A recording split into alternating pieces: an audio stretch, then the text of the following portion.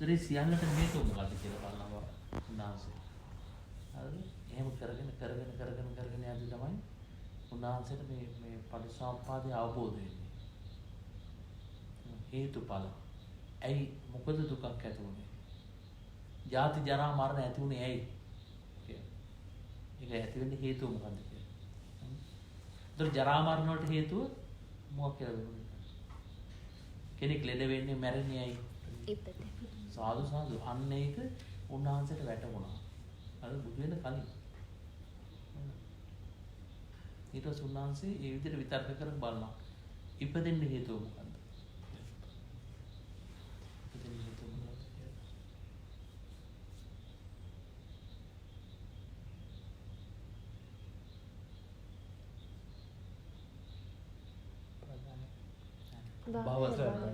භවපච්චය ජාති. අපි දැන හිටියනේ භවය. භවය නිසා තමයි උපත සකස් වෙන්නේ. ඒතර භවය කියන්නේ මොකද්ද? විපාක පිණිස කර්ම සකස් වීම. හරිද? විපාක පිණිස කර්ම සකස් වීම තමයි භවය කියලා කියන්නේ. ඊට පස්සේ උන්වහන්සේ බලනවා භවය සකස් වෙන්නේ නැහැ කියන්නේ. ඒක අර මල්ල කියන්නේ. ඈ? උපාදාන පත්‍ය භව. ඒතර උපාදාන වෙන්නේ යමද්ද ඊට අනුරූපීව අපිට විපාක සකස් වෙනවා. අන්න භවය. එතන මොකද වෙන්නේ? එතන උපත හට ගන්නවා. උපත සකස් වෙනවා. යම් තැනක උපත සකස් වුණොත් ඒ ඕනම උපතක් ජාති ජරා ඒ කියන්නේ ජරා මරණ වලට පත් වෙනවා. ඉතින් උපාදානයේ හේතුව මොකක්ද? තණ්හා. තණ්හාව කී ආකාරද? තණ්හාව ආකාර කියන්නේ තණ්හා තුන් ආකාරයි. සාදු මොනවද තුන? කාම තණ්හා, භව තණ්හා, විභව තණ්හා. ඒතර ඒ කාම තණ්හා, භව තණ්හා, විභව තණ්හා කියන මේ තණ්හා ඇති වෙන්නේ ඇයි?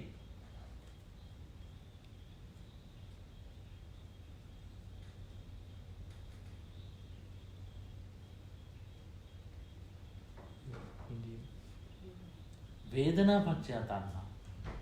හරිද? විඳීම් නිසා තමයි තණ්හාව ඇති වෙන්නේ. ඒතර මූලික වශයෙන් විඳීම් කී ආකාරද? මූලික වශයෙන් භාගතුන් වහන්සේ කියනවා. සැප දුක් උපේක්ෂා. තුනයි තියෙන්නේ නේද?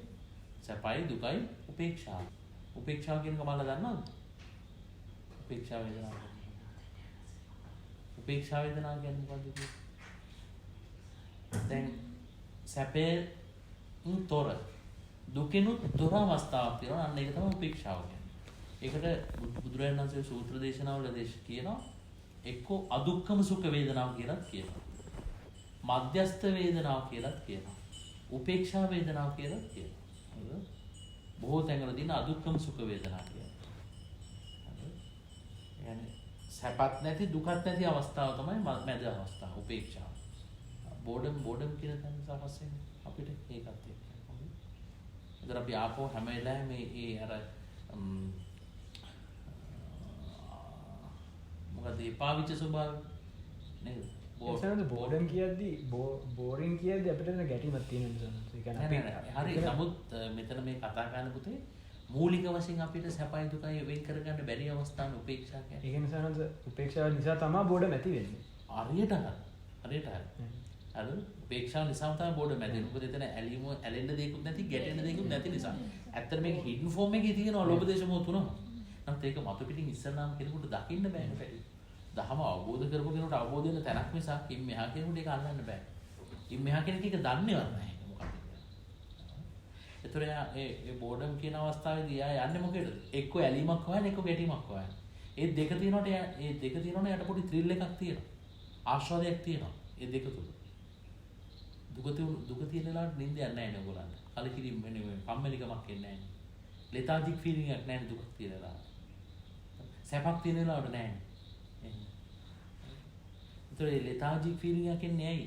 ඒ මොනොටොනස් එහෙම නැත්නම් ඒකාකාරී බවක් තුල අපිට අර ආශාවෙන් ඇලෙන්න දෙයක් නැහැ, ගැටෙන්න දෙයක් නැහැ. ඒක තමයි උපේක්ෂා වේදනාව කියන්නේ. හැබැයි සැප, ඇලීම, ගැටීම, උපේක්ෂා කියන අවස්ථා තුනේම තියෙන්නේ මොකක්ද? ලෝභ දේශ මොහ. ඇලීමේදී ලෝභේ ඇලෙන ලෝභය නිසා, ගැටෙන ද්වේෂය නිසා, උපේක්ෂාව මුලා වෙනවා කියන්නේ මොකක්ද? මෝහය. එතකොට කවුරු රැවටීම දැක්කොත් මොකද වෙන්නේ? ලෝභ දේශ මොහ තුනම නැති වෙනවා. එතකොට මේ මොහොතේ යාට මොකද වෙන්නේ? එයා වේදනාව තුල ඉන්නවා. වේදනාව තුල නැහැ. එනයාට තණ්හාව සකස් වෙනවා. මොකද ලෝභ දේශ මොහ තුනටම කියන නමක් තමයි තණ්හාව. තණ්හාව නැත්තම් දැන් යාට උපාදාන වෙන්නේ මොකද වෙන්නේ?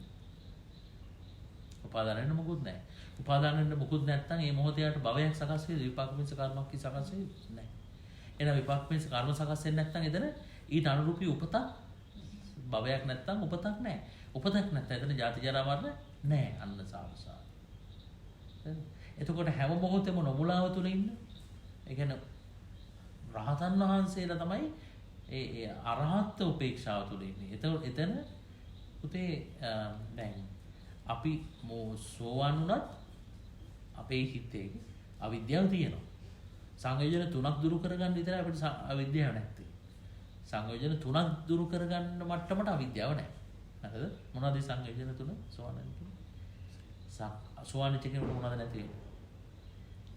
සක්කාය දිට්ඨි, විචිකිච්ඡා, සීලබ්බත පරාමාස. ඒතර ඒ තුන නැති වෙන්න අවශ්‍ය අවිද්‍යාව දුරු වෙනවා. හැබැයි කාමරාග පටික නැති වෙන්නේ නැහැ.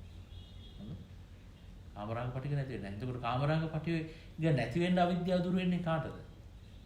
අනාගාමී කෙනාට. ඊට පස්සේ අනාගාමී ඵලයෙන් එහාට සිඳින්න තියෙන මොකක්ද? සිඳින්න මේ ඇත්තටම අතහරින්න තියෙන්නේ සංයෝජන පහක් තියෙනවා. ඒවට කියනවා උද්දම් භාගීය සංයෝජන කියලා.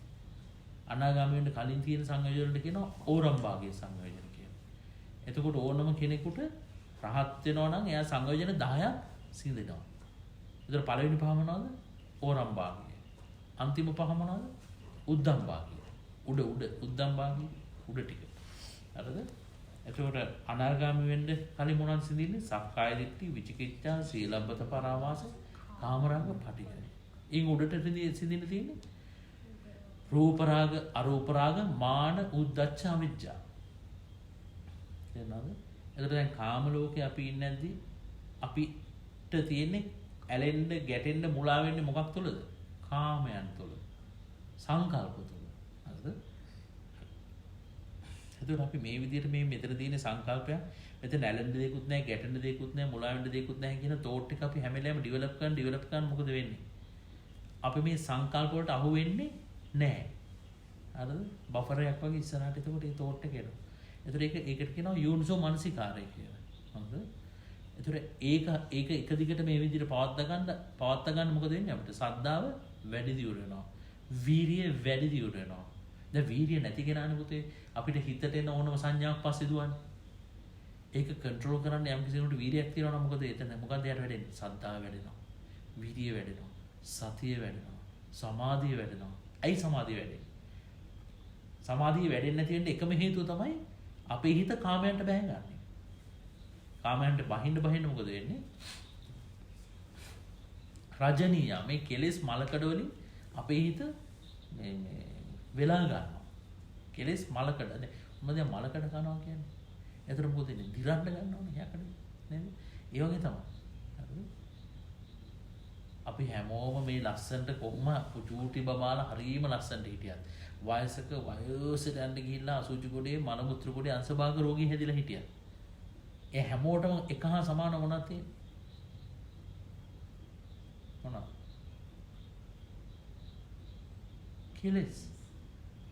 කෙලෙස් මලකඩ. ඇයි ඒක ඇති වෙන්නේ? අවිද්‍යාව නිසා. මොකද එයා දන්නේ නැත්තේ. මේ කාම සැපය කියලා මේ කාම ලෝකේ අපි ඇලෙන්නේ හෝ ගැටෙන්නේ හෝ මුලා වෙන්නේ මේ සිතුවිල්ලක් නිසා. සිතුවිල්ලකටයි අපි මේ ඇලෙන්නේ. එතකොට ගැටීම ඇති වෙන්නේ සිතුවිල්ලක් තුළ. එතකොට මේ හිතයි අපිව මුලා කරන්න කියලා අපි දන්නේ. එතකොට අපි සැපයි කියලා යමක් හිතනවා නම් ඒක nothing but a thought නේ. නිකම්ම just a thought. එච්චරයි. එතකොට මේ සිතුවිල්ලක් හඹාගෙන යනවා. හරි. බාන හරි පව්. මිරිඟුවක් පස්සේ හඹාගෙන යන අපි සියලු දෙනා සතර අපාය හරිද? මනුස්ස ලෝක, දිව්‍ය ලෝක කීයද? හයයි. දිව්‍ය ලෝක 6 සියල්ලමයි තියෙන්නේ මොනවද? එහෙනම් ඉහළම දෙවිය පාව ඩෝට් එක හඹාගෙන යනවා. සිතුවිල්ල හඹාගෙන යනවා. එතකොට එතකොට අපි මේක සැපයක් කියලා පනවන්නේ මෙන්න සිතක්. එතකොට අපි අල සැපයයි කියලා අල ඇලෙන්නේ අපි සිතකට. දුකයි කියලා ගැටෙන්නේ සිතකට. මුලා වෙන්නේ සිතට. හරි අසරණ තත්ත්වයක්. ඒක නිසා බුදුරජාණන් වහන්සේ කියනවා මේක ලාමක ධාතුව කියලා. මේ ලෝකයේ තියෙන ධාතු තුනක් තියෙනවා. උපදින සත්‍යෝ කැටගරයිස් කරන අවස්ථා තුනකට. ඒකේ තියෙන ප්‍රාථමිකම හරිද? ලාමකම පල්ලෙහාම තියෙන වැඩකටම නැති ධාතුව තමයි කාම ධාතුව කියන්නේ. තේරෙනවද? ඒතර තිරිසන් ලෝකේ සත්තුත් මේ සැපයක් කියලා හඹාගෙන යන්නේ මොකද්ද? කාම ධාතුව. ඉහළම දිවිතලයේ ඉන්න වැඩිම සැප විඳින දෙවියන් හඹාගෙන යන්නේ මොකද්ද? එයා ඉන්නේ මොකක් තුලද? කාම ධාතුව තුල. එතකොට බුදු කෙනෙකුට පුතේ බුදු කෙනෙක් මේ දකින්නේ මේ ස්තර තුන ස්ට්‍රක්චර්ස් තුන මොනවාද? කාම ධාතුවයි, රූප ධාතුවයි, අරූප ධාතුවයි.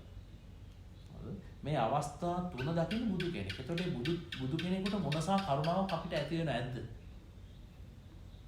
එතකොට අයි බුදුරු මනුස්ස ලෝකෙ බහින්නේ. දිව්‍ය ලෝකෙ බුදු කෙනෙක් පහළ වුණා නම් ඒක අපිට ගෝචර වෙන්නේ නැහැ. එහෙනම් එතකොට මේ ධහම අවබෝධ කරන්න හේතු තියෙන ප්‍රාථමික කොටාසේ මනුෂ්‍ය කොටාසේ. එතකොට භාගතුන් වහන්සේ මේ පල්ලෙහාට බැහැලා පල්ලෙහා ඉඳලා උඩට සියලු දෙනාව නිදාස් කරගෙන යනවා. තේරෙනවද? මැද ඉඳලා බැස්සොත් මැදට විතරයි. මැද ඉඳලා උඩට. උඩ ඉඳලා බැස්සොත් එතන ඉඳලා උඩට. එතන උඩක් නැහැ නේද?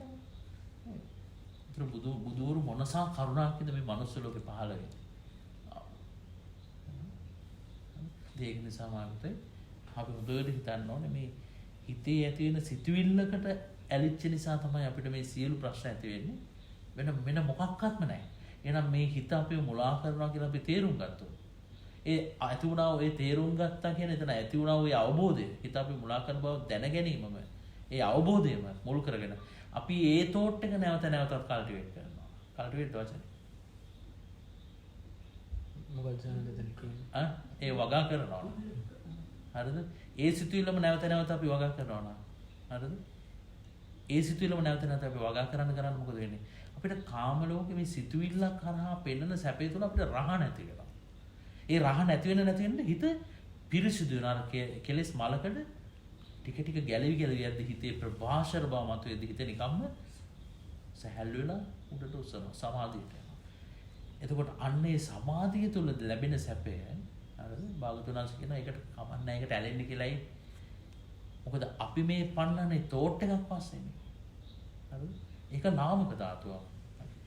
නමුත් අර සමාධිය තුල ඇති වෙන්නේ මහා ප්‍රීති ප්‍රමෝදයක් ඇති වෙනවා. එතකොට කාම ලෝකයේ ඉක්මවපු සැනේ හරිද? ඒ කියන්නේ සියලු දිව්‍යතල ඉක්මවපු තැන බ්‍රහ්මතල තියෙන්නේ. ඒතර මේ පළවෙනි ධානය හෝ අත්විඳිනවන කවුරු මේ සමාධිය තුල උනසේ එයා භාගතුනාස් කියන අය මේ ආයපෝ කාමයන්ට කැමති වෙන්නේ නැහැ කියලා. මොකද අපි හැමෝම චේස් කරන්නේ සැපයක්. අපි හැමෝම පන්නගෙන යන්නේ සැපයක්. ඒතර අපිට සැපේ අපි තුළම උපද ගන්න පුළුවන් නම් අපි කැමති වෙලාවට. ඇයි අපි බාහිරින් හොයන්න යන්නේ? මොකද අපි සැපයි කියන දේ අපිට කවදාකවත් ලැබෙන්නේ නැහැ. ඇත්තටම කියනවනම් අපි කන්ෆියුස්. හරිද? අපි සැපයි කියලා මේ මොහොතේ හිතන දේ පස්සේ යනවා. හරිද? හැබැයි ඒක දුකක්. මේ මොහොතේ සැපයි කියන මොහොතේ මං ඉන්නේ දුකකයි. මේ මොහොතේ අත්විඳින මට සැපයක් නැති නිසාමයි අනාගත සැපයක් ගැන මං හිතන්නේ. හොඳට හිතන්න. මේ මොහොතේ ඕරෙන් මට සැපයක් තියෙනවනම් මං අනාගතේ සැපයක් හිතන්නේ. එහෙනම් පටන් ගන්න තැනම අපි ෆේල්. මොකද අපිට පිහිටලා ඉන්න පුළුවක් තිබිලා නැහැ. හැබැයි අපි පතනවා අනාගත පොළොව පිහිටන්න. බහින්න. එතන ඒ යන්නේ මොකෙන්ද හිතෙන්?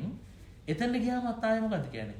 මේ මොහොතම තමයි. මොකද මීට අවුරුද්දකට කලින් මෙතන පෙන්වනවා සැපයි කියලා. මෙතන ඇවිල්ලා තායේ මේ මොහොතට එනවා ඔයගොල්ලෝ. මේ මොහොතට ආව මා හිත පෙන්වන්නේ මොකක්ද? අනාගත සැපය. ඇයි මේ මොහොත දුක නිසා? මේක මහා මුලාවක් මේ. එතකොට ඒකතර බුදුරුන්ට මොනසා කරුණාව ඇති වෙන හැද්ද අපි ගැන දකින්නේ. මේසා පින්වන්ත පිරිසක්. බුදු වෙන්න හේතු තියෙන පිරිස් මහා බෝධිසත්වයෝ මනුස්ස ලෝකෙට බහිනයි. දිව්‍ය ලෝකෙ වීර්ය කරන්න දෙයක් නැහැ. පාරමිතා පුරන්න බෑ. මනුස්ස ලෝකෙට මෙන්න ඕන පාරමිතා පුරන්න. ඇයි එහෙ හිතන දේවල් තියෙනවා. නෑ. එතනට බහින්න ඕන. කාම ලෝකෙට බහින්න පාරමිතා පුරන්න. හරි. එතන මහරහතන් වහන්සේලා බිහි වෙන්නේ මනුස්ස ලෝකෙන්. කියන්නේ මේ බුදු කෙනෙක් ඇසුරු කරන ඉස්සල්ලා. හරිද?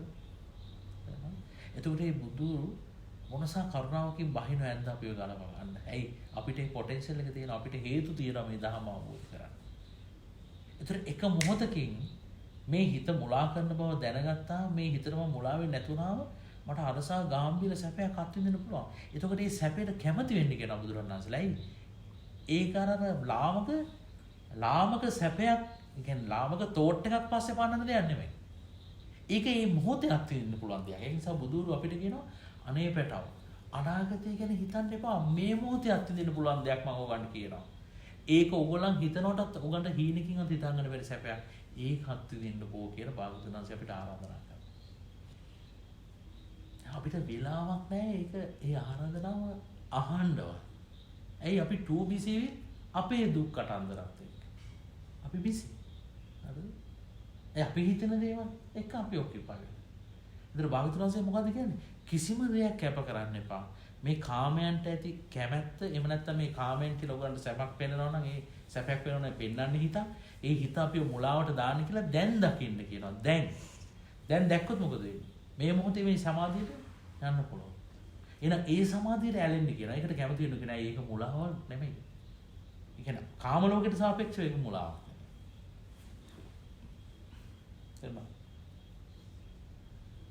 ඇයි කාම ලෝකේ කරන්නේ හිත අපිට ඔය බලාපොරොත්තු වෙන සැපේ කවදාවත් දෙන්නේ නැහැ. හරිද? නමුත් අතන හිතාරාම චිත්ත සමාධිය තුළ අපිට ඇත්ත සැපයක් දැනෙනවා. ඒ කියන්නේ හිතන්නකෝ අසේලය මෙතන ඉඳගෙන පළවෙනි ධානය අත්විඳොත් ඒ දැනෙන සැපයයි බ්‍රහ්ම පාරසජ්‍ය ලෝකේ ඉන්න මේ බ්‍රහ්මේකට පළවෙනි ධානය තුළ ලැබෙන සැපයයි එක වගේමයි. එකමයි. ඒක වෙනස් වෙන්නේ නැහැ. ඒක වෙනස් වෙන්නේ.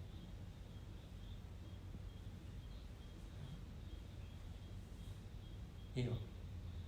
ඒතර දෙවෙනි ධානය අත්විඳිනවා නම් සචී මෙතන දෙවෙනි ධානය අත්විඳින්නා වූ බ්‍රහ්ම ලෝකේ ඉන්න බ්‍රහ්මයාට දැනෙන්නේ එකම සැපය. ඒක නිට්ටයයි. ඒක නිට්ටය කියන්නේ එකම විදිහට ඒක දැනෙන්නේ. ඒකේ වෙනසක් වෙන්නේ නැහැ. ඒතර භාගතුන් වහන්සේ කියනවා ඒකට කැමති වෙනා ඒකට සමාදින්න කැමති තාක්කල් ඉන්න පුළුවන්. කැමති තාක්කල් ඒ සමාදින්න ඉන්න පුළුවන්. ඒකට අඩු ගන්න කැමති වෙන්නේ කියලා. ඊට පස්සේ එතෙන්ට යන කෙනාට බුදුරජාණන් වහන්සේ කියන එතනින් එහාට තවත් ප්‍රඥාව වඩා ගන්න පුළුවන් ක්‍රමයක් තියෙනවා කියන මොකද ඊට වඩා ඇත්ත සැපයක් තියෙනවා කියලා. සමාධියට වඩා ඇත්ත සැපයක් තියෙනවා කියලා. ඒක කොහොමද දකින්නේ? අන්න අනාගාමී වෙච්ච කෙනා අර සමාධිය හැම වෙලාවෙම. ඒතර එයාට කාම ලෝකේ බහින්න බෑ. ආපහු එයාට රාගයක් ඇති වෙන්නේ නැහැ. තේරුණාද? රාගයක් ඇති වෙන්නේ නැහැ. ඒතර එයා හරියම පිරිසුදු කෙනෙක්.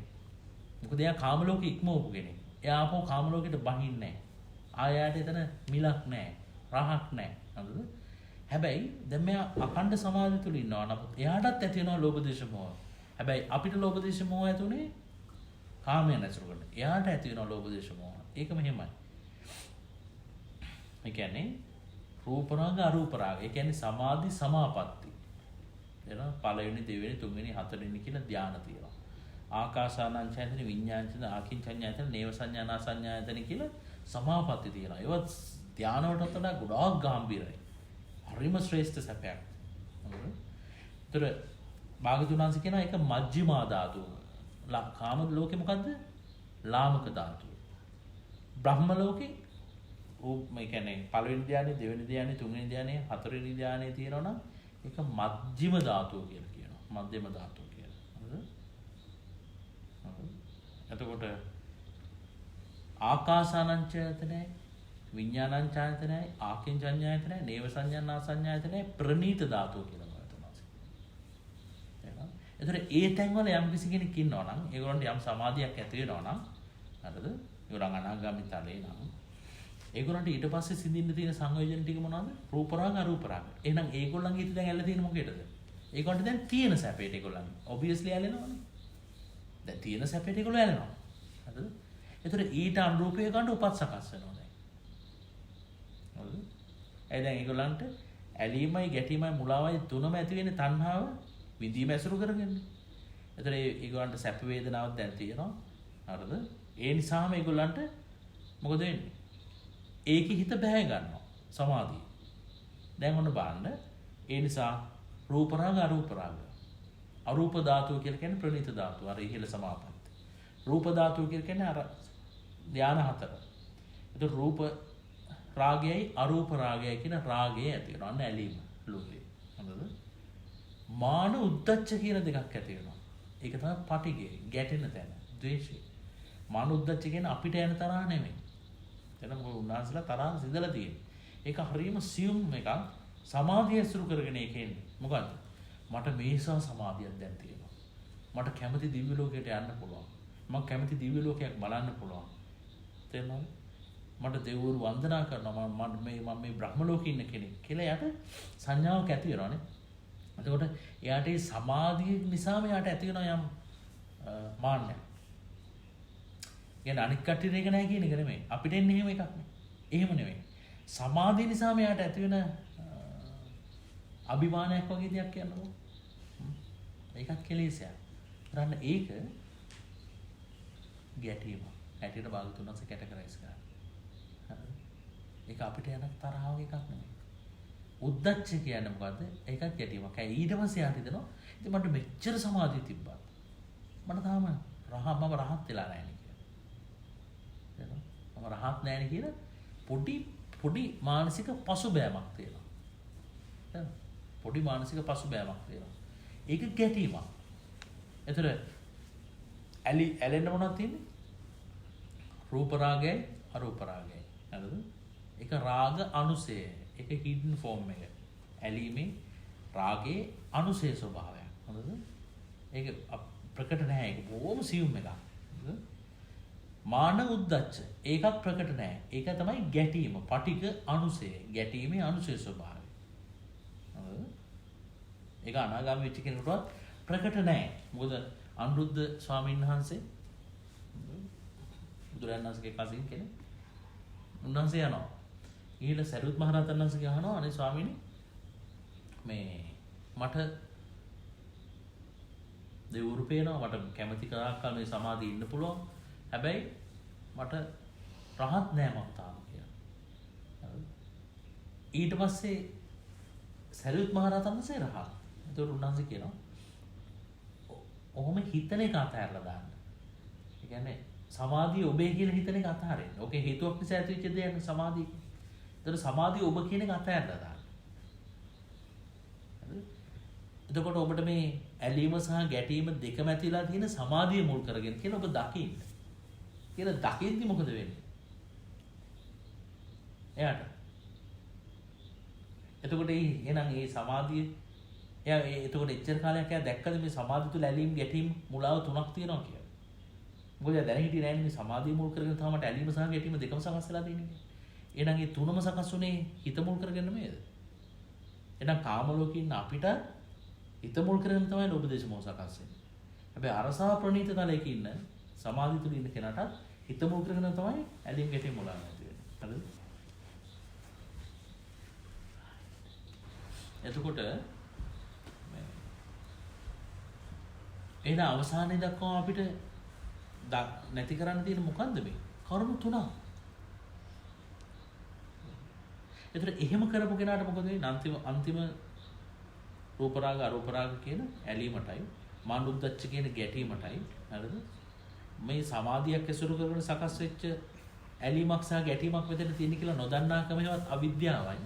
කියන ඒ තුනම එයාට නැති වුණොත් එයා මොකද වෙන්නේ? එයා රහත් වෙනවා.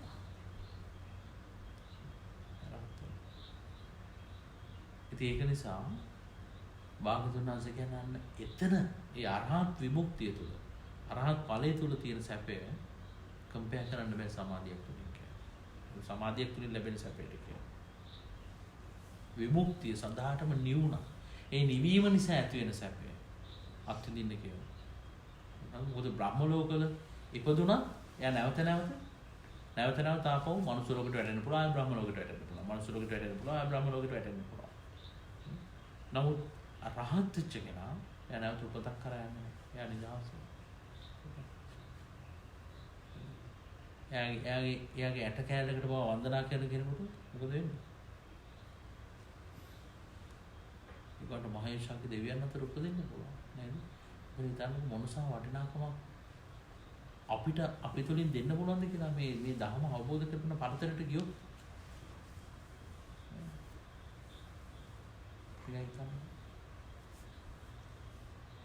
එතකොට අපි පින්නම් පානවා කියන්නේ අනාගතයේ අපි නිසා දුකටපත් වෙන කොයිතරම් ප්‍රමාණයක් නැති වෙනවද? අතීතයේ අපි නිසා කොච්චර පිරිසක් දුකටපත් වෙන්නේ නැද්ද? නිරේට යන්නේ නැද්ද? ප්‍රේත ලෝක වලට යන්නේ නැද්ද? තිරිසන් ලෝකෙට යන්නේ නැද්ද? මම කොච්චර යන්නේ නැද්ද? ඒක නිසා භාග්‍යවතුන් වහන්සේ කියනවා අපිටම කියනවා අපිට අනුකම්පා කරගන්න කියලා. උන්වහන්සේ උදාහරණයක් කියනවා මොකද?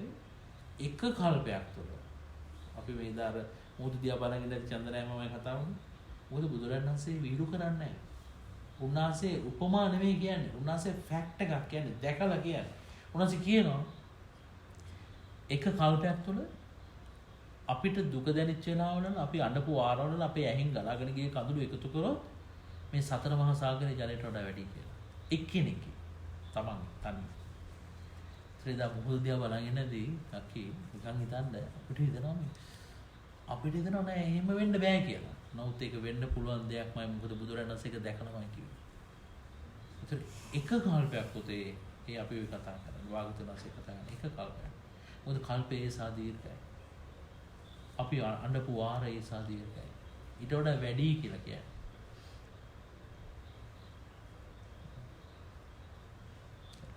ඒක නිසා මේ ඉපදීමට අකමැති වෙන්න. මමත් ඒ රහතන් වහන්සේලා අතර කෙනෙක් වෙනවා කියලා හිතන්න. මොකද මගේ මේ ලැබිච්ච උපතට වටිනාකමක් දෙනවා කියලා හිතන්න. මොකද අපි කොයි වෙලාවෙ මැරෙයිද දන්නේ නැහැ. කොහෙද මැරෙයිද දන්නේ නැහැ. ඒක නිසා හැම වෙලාවෙම මේ පටිච්චසමුප්පාදයෙන් මෙනෙහි කරන්න. අනේ මේ අවිද්‍යාව නිසාම නේද මේ සත්‍ය දුකට යන්නේ. එහෙනම් මේ අවිද්‍යාව නැති වෙනවා නම් ඒක කොයිතරම් හොඳද? මේ දුකෙන් නිදහස් වෙන්න පුළුවන් නේද? එහෙනම් අවිද්‍යාව කියන්නේ මොකද්ද? කියලා හොයන්න. එහෙනම් අවිද්‍යාව කියන්නේ මොකද්ද? මේ හිත අපි මුලා කරන බව දන්නේ නැති. එහෙනම් හිත අපි මුලා කරන බව දන්නේ නැති නිසා මොකද වෙන්නේ? අවිද්‍යාව පත්‍ය සංකාර අන්න සංස්කාර සකස් වෙනවා. ඒ සංස්කාර නිසා විඥාන සකස් වෙනවා. විඥාන නිසා නාම රූප සකස් වෙනවා. නාම රූප නිසා සලආයතන සකස් වෙනවා. සලආයතන නිසා ස්පර්ශය සකස් වෙනවා. පස්සේ නිසා විඳීම සකස් වෙනවා. විඳීම නිසා තණ්හාව සකස් වෙනවා. තණ්හාව නිසා උපාදාන සකස් වෙනවා. උපාදාන නිසා භවය සකස් වෙනවා. භවය නිසා ජාති නැවත උපතක් සකස් වෙනවා. නැවත උපතක් සකස් වුණොත් ඒ කාන්තේම ජරා මරණ දුක්ඛ දෝමනස උපායාස සම්භවಂತಿ. ඒ සියල්ල හට ගන්නවා. එහෙනම් ඒවා නැති කරන්න තියෙන්නේ කොහොමද? අවිද්‍යාව නැති කරොත් සංස්කාර නැති වෙනවා. සංස්කාර නැති කරොත් විඥාන නැති වෙනවා. විඥාන නැති වුණොත් නාම රූප නැති වෙනවා. නාම රූප නැති වුණොත් සලආයතන. සලආයතන නැති වුණොත් ස්පර්ශය නැති වෙනවා. ස්පර්ශය නැති වුණොත් වේදනාව නැති වෙනවා. වේදනාව නැති වුණොත් තණ්හාව නැති වෙනවා. තණ්හාව නැති වුණොත් උපාදාන නැති වෙනවා. උපාදාන නැති වුණොත් භවේ නැහැ. භවේ නැත්තම් උපතක් නැහැ. උපතක් නැත්තම් එතනින් එහාට ජරා මරණ ශෝක පරිදේ දුක්ඛ දෝමනස මොකක්වත් නැහැ. ওই විදිහට තමයි දුක් රසම නැති කරලා දාන්නේ කියලා භාග්‍යවතුන් වහන්සේ කියනවා. පාලියෙන් අපි මේක කටපාඩම් කරනවා නම් මොන අපිත් එක්කම සජ්ජායනා කරමු. හරිද? එතන මේ උත්තරීතර ධර්මයේ දේශනා කරපු මේ භාග්‍යවතුන් වහන්සේට වන්දනා වේවා. මොකද මේ බුද්ධ ශාසනය නැති තාක්කල් පුතේ මේ දුක හදන වැඩ පිළිවෙල ලෝක සත්‍යය දන්නේ නැහැ. කොටින්ම ලෝක සත්‍යය දන්නේ නැහැ මං විඳින්නේ දුකක් කියලා. එහෙනම් විඳින්නේ දුකක් කියලා දන්නේ නැත්නම් දුක හදන වැඩ පිළිවෙල කොහොමද දන්නේ නැහැ. දුක හදන වැඩ පිළිවෙල දන්නේ නැත්නම් දුක නිරුද්ධ වෙන වැඩ පිළිවෙල කොහොමද දැනගන්නේ කියන්නේ. එහෙනම් බුදු කෙනෙක් පහළ වෙච්ච නිසාම මේ ලෝකෙට විවර වෙන අසිරිමත් පණිවිඩය තමයි පටිච්චසමුප්පාද. ඒ නිසා අපි ඔබ සියලු දෙනා බෞද්ධ හැටියට මූලික දැනගන්න ඕනේ මෙන්න මේ දේ. මොකද වෙන කිසිම දෙයක් ඒ කියන්නේ වෙන කිසිම ශාසනයක වෙන කිසිම ආගම් නායකයෙකුට මේ දේ අවබෝධ කරගන්න බෑ. මේ දෙවියන් බමුණු මරුන් සහිත මේ ලෝකේ වෙන කිසිම කෙනෙක් මේ දේ දන්නේ නැහැ. බුදු කෙනෙක්මයි මේක ලෝකෙට හෙළි කරන්නේ. බොහෝ කාලයක් වැහිලා තියෙන මේ අවිද්‍යා අන්ධකාරයෙන් වැහිලා තියෙන මේ ලෝකේ මහා ආලෝකයක් ඇති කරමින් මේ පටිච්චසමුප්පාදයේ දේශනා කරන්නේ බුදුආගම. මේ සත්‍යය තුළ තියෙන අවිද්‍යාව තරම් අන්ධකාරයක් බුදුරණන්සේ කියනවා මම මේ විශ්වය දකින්නේ නැහැ කියලා. උන්වහන්සේ බ්ලැක් හෝල් ගැන කියනවා. එතකොට භාග්‍යවතුන් වහන්සේ කියනවා මේ ඉරයි හඳයි නැති අවස්ථාවක තියෙන කළුවර ගැන ඔබට හිතා ගන්න පුළුවන්. ඊටත් වඩා අන්ධකාර තැනක් මේ අභ්‍යවකාශයේ තියෙනවා කියලා බ්ලැක් හෝල් එක. නමුත් මහණෙනි ආනන්ද ඊටත් වඩා අන්ධකාරයක් තමයි කියලා මේ සත්‍යයේ సంతානේ තියෙන අවිද්‍යාව. එන අවිද්‍යාව නැති කරගන්න මේ බුදු කෙනෙක්ගේ පණිවිඩය ඇහෙන්නේ නැත්තම් අඩු ගානේ අහන්නවත් උවමනාවක් නැත්තම් හරි එයා හරි අසරණ කෙනෙක් අවාසනාවන්ත කෙනෙක්. නමුත් ඔබලා අපි මුනේ නැහැ. ඉතින් මම පුතාලා දහම ගලපගෙන දහමට ආවට පස්සේ මේ පණිවිඩය ගන්න. ඉතින් මම කියන්නේ ආදරෙන් මේ බුදුරු අප්‍රමාණ සාරසංඛ්‍ය කල්ප ලක්ෂයක් පෙරම්පුරලා අප්‍රමාණ කැපකිරීම කළා. ඔබ මම උදෙසාය භාග්‍යවතුන් වහන්සේ මේ ලෝකෙට පහළ වුණේ.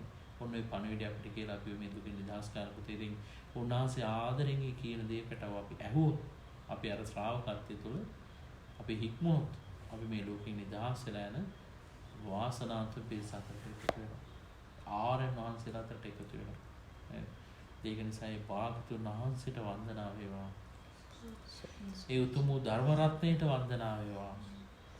ඒ ධර්මය අහලා ආදරයෙන් භාග්‍යවතුන් වහන්සේව සරණ කරගෙන සදාටම සංසාර දුකින් නිදහස් වුණා වූ මේ මහරහතන් වහන්සේලාට වන්දනා වේවා කියන සාදු කියන්නේ. ඒ වගේම එහෙමනම් අපි මේ පාලියෙන් මේ පටිච්චසමුප්පාදේ සජ්ජායනා කරමු. එතකොට උගන්න නිකම් මේක හුරු වෙනවා. හරිද? කියමු අපි කවුරුත් දන කට්ටිය ශබ්ද නගගෙන අවිජ්ජා පත්‍ය සංඛාරා සංඛාර පත්‍ය විඥානං විඥාන පත්‍ය නාම රූප නාම රූප පත්‍ය සලආයතනං සලආයතන පත්‍ය පස්සෝ පස්ස පත්‍ය වේදනා වේදනා පත්‍ය තණ්හා තණ්හා පත්‍ය උපාදාන උපාදාන පත්‍ය භවෝ භව පත්‍ය ජාති ජාති පත්‍ය ජරා මරණං ශෝක පරිදේව දුක්ඛ දෝමනස්ස උපායාස සම්භවಂತಿ ඒව මේ තස්ස කේවලස්ස දුක්ඛක්ඛන්දස්ස සමුදයෝ හෝති. හොඳයි. ඉතින් ඔන්න ඕක පාඩම් කරගන්න පාළියෙන්. හරිද? ඒව මේ තස්ස කේවලස්ස දුක්ඛක්ඛන්දස්ස සමුදයෝ හෝති කියන්නේ මෙන්න මේ විදිහට තමයි දුක්ඛන්දරාව හටගන්නේ. සමුදය හෝති කියන්නේ. ඊට පස්සේ කියනවා දුක නිදහස් වෙන විදිය. මේ ඇති කන්ලි මේ ඇති වේ. අවිද්‍යාව නිසා සංස්කාර ඇති වේ. මේ අවිද්‍යාව තියෙන තාක්කල් එතන ඉහාට පටිච්චසමුප්පාදයි. මේ නැති කන්ලි මේ නැති වේ. ඔන්න පටිච්චසමුප්පාද හේතුඵල. මොකක් නැති කන්ලිද සංස්කාර නැති වෙන්නේ? අවිද්‍යාව නැති. එන අවිද්‍යාව තමයි බේස් එක. මේක නැති කරගත්තොත් ඉතුරු ඉහාට සියල්ල නැති වෙනවා. දර ඕක ඒ විදිහට කියන්නේ කියන අවිජ්ජායත්තේ වාසේස විරාග නිරෝධෝ සංඛාර නිරෝධා. සංඛාර නිරෝධෝ විඥාන නිරෝධා. විඥාන නිරෝධෝ නාම රූප නිරෝධා. ඒ විදිහට දිගටම කියලා මේ ඒව මේ දස්ස කේවලස දුක්ඛක්ඛන්දස්ස නිරෝධෝ හොති. මෙන්න මේ විදිහට තමයි දුක්ඛන්දරාව නිරුද්ධ වෙලා යන්නේ කියලා. ඒක අපි අටපාඩම් කරගන්න. ඕක බුද්ධ වන්දනාව කියද්දී හරි ඕක නිතර සජ්ජායනා කරන්න. ඒ විදිහට පාඩම් හිටිනවා. සියලු බුදුරුන්ගේ දේශනානුපුතේ ඕක නේද? අපි හැමෝගෙම උරුමය ඕකයි දැනගන්න ඕනේ. එහෙනම් සරියුත් හාමුදුරන්ට අස්සජි හාමුදුරුවෝ කෙටියෙන් කියෙත් ඒකයි. මේ ධම්මා හේතුප්පම. තේසං හේතු තථාගතෝ වාහනේත. ඒ සංචය නිරුද්ධ. දැන් මේ ඇති කල්ලි මේ තියෙනවා. මේ නැත්තම් නෑ. එච්චරයි කිව්වේ. ඒ කියපු සැනින් මේ කියන්නේ අවබෝධය තුන සෝවාන් වුණාසේ නේද? ඉතින් ඒක නිසා මම උදාලා එක පාඩම් කරගෙන අර තව ලස්සන කතාවක් චන්දනමාම දාවල් කිව්වා. අර සල්ගස්සල කතාව කියන්නේ ඒක අපි කිව්වද? මෙතන කිව්වද? සාසදෝ අර සුන්දර කතාවක් කිව්වා. වාණි බුදු කෙනෙක්ගේ තියෙන රැකවරණේ මේ ලෝකයා දන්නේ නැහැ නේ මම.